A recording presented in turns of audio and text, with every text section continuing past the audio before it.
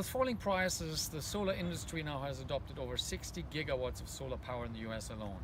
However, clouds moving in and out of the area causes power spikes and power dips that can exceed 80% of the solar capacity, could cause a disruption of the grid.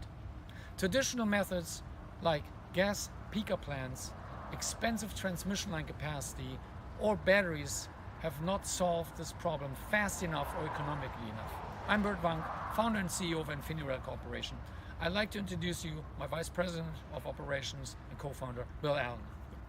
And I'd like to introduce you to the patented and patent-pending prototype GyroVerter. This is a high-speed rotating device that converts mechanical to electrical power and vice versa. This means we can replace inverters with something that has built-in power storage.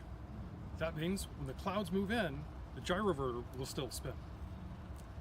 Previously, I've worked in Fortune 300 companies developing product in Sweden, India, and the United States, and bringing that product to market. I've launched 14 power management and battery management product lines, creating revenues exceeding $100 million for companies such as Texas Instruments.